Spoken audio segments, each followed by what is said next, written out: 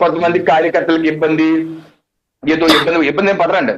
Bharatiya Janata party కార్యకర్త, జనసేన కార్యకర్త ఒకే ఆలోచన విధానం. వాళ్ళకి దేశం ముఖ్యం. వ్యక్తిగతం ఈ రోజు పదవులు ఉన్నా లేకపోయినా నాలాంటి వాళ్ళు చాలా మంది దశాబ్ద కాలంగా భారతీయ జనతా పార్టీలో పనిచేస్తూనే ఉన్నారు. 30 ఏళ్ళు 40 ఏళ్ళు పని దేనికోసం పనిచేస్తారు. మేము వచ్చింది రాజకీయ పార్టీ ఎందుకు వచ్చాం? సమాజ శ్రేయస్సు కోసం వచ్చాం. దేశ శ్రేయస్సు కోసం వచ్చాం. ఎందుకంటే వ్యక్తిగతంగా సంపాదించుకుంటా, వ్యక్తిగతంగా పోస్టులు చేసుకుంటాకి మేమైతే రాజకీయాలు రాయరా, నేను సాఫ్ట్వేర్ చేయండి, అమెరికాలో యూరోప్ లో పనిచేసి వచ్చిన వాళ్ళే. అందరూ చాలా మంది పనిచేస్తారు. జనసేనలో కూడా చాలా విద్యావేత్తలు అందరూ ఉన్నారు. ఎంతమంది అనేక స్థాయిలో ఉన్నారు.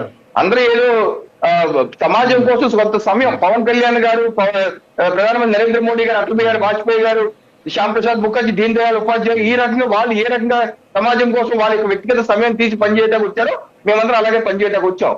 ఇప్పుడు ఈ ఎన్డీఏ కూటమి ఆంధ్రప్రదేశ్ అంటే ఆ రోజు ఒకటి ఇది ఆ రోజున పరిస్థితులు వేరు. మీరు చెబుతున్నటువంటి ఒక నిమిషం, మీరు ఆ రోజు చెబుతున్నటువంటి అంశాలన్నీ కూడా అప్పుడు చాలా నిజాయితీతోటి పారదర్శకమైనటువంటి రాజకీయాలు జరుగుతూ ఉండేవి అప్పట్లో. కానీ ఈ రోజు పరిస్థితి అలా కాదు. అవతల వ్యక్తి మనకు అడ్డంగా ఉన్నాడు అంటే అతను వేసేయడమే, అంటే కేసులు ఇరికించడము, ఇబ్బందులు పెట్టడము, తీవ్రంగా హింసించడము, ఏ రకమైనటువంటి రాజకీయ పరిస్థితులు ఉన్నాయి ఈరోజు మనం చూస్తున్నాం. సార్, ఇప్పుడు సమాజంలో వికృత చేష్టలు ఉన్నవాళ్ళు, సమాజ హితేషుకులు కానటువంటి వాళ్ళు అన్ని యుగాల్లో ఉన్నారు.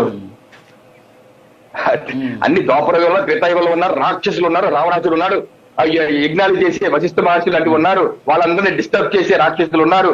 అన్ని యుగాల్లో ఉన్నారు. ఇక్కడ ఏదో కొత్తగా జరుగుతుంది కాదు, కానీ అన్ని యుగాల్లోనూ ఒక యుగ పురుషుడు ఉన్నాడు. చెడు అనేది ఎప్పుడూ ఉంది, మంచి అన్నది కూడా ఉంటది. మంచి ఎప్పుడు విజయం సాధిస్తుంది, చెడు మీకు తాత్కాలికంగా కనపడుతుంది. ఇదేదో వీళ్ళ వల్ల సమాజం ఉంది, దాని చెడుని నాశనం చేయటాకే గొప్ప వాళ్ళు పుడతారు, మహర్షులు పుడతారు. ఈరోజు ఎమర్జెన్సీ చూసాం 1975 ఇందిరాగాంధీ గారు ఇలాంటి మీడియా వ్యక్తుల్ని నాలాంటి రాజకీయాల్లో తీసుకెళ్లి రాత్రి జైల్లో సంవత్సరాల పాటు జైల్లో పెట్టేశారు. No trial, only jail, no bail. అటువంటి పరిస్థితుల్లో నరేంద్ర మోడీ గారు లాంటి వాళ్ళు కూడా ఇది వేరు వేరు మారు వేషాలు వేసుకొని దేశం కోసం పనిచేసిన రోజులు ఉన్నాయి. మారు వేషంలో ఒక సిక్కుగా పగడి కట్టి మారు వేషంలో తిరిగిన వాళ్ళు చాలా మంది తెలుగు రాష్ట్రాల్లో కూడా ఉన్నారు. దేశం కోసం పనిచేశారు, వాళ్ళ వ్యక్తిగతం కోసం కాదు.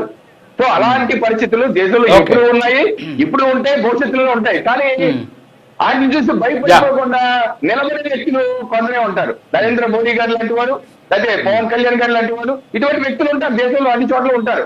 సో ఈ యొక్క వ్యక్తుల్ని ప్రోత్సహిస్తారు కూడా ప్రజలు కొన్ని సందర్భాల్లో డిబేట్ అవ్వచ్చండి. కానీ ఏ ఆశయాలైతే మనం వచ్చామో, పార్టీలు పెట్టామో ప్రజల కోసం, మనం డిబేట్ కాకూడదు. వాళ్ళు టచ్ చేస్తారు, మరే ఏదో వచ్చారు ఎక్కడి నుంచో, లేదా రవికిరణ్ లాంటి సంవత్సరం నుంచి ఎక్కడ వచ్చారు, నిలబడతారా పవన్ కళ్యాణ్ గారి సినిమాల్లో ఏదో నిలబడతారని చూస్తారు. వాళ్ళ టెస్ట్ కి ఎప్పుడైతే మనం నిలబడతామో వీడినా మగాడు అని ప్రజలు మనతో నిలబడతారు. సో మనం ఓపికగా ఉండాలి, మంచి ప్రజలు మన ఓపికగా ఉండాలి. ప్రజలు ఎప్పుడు ఆదరిస్తారండి.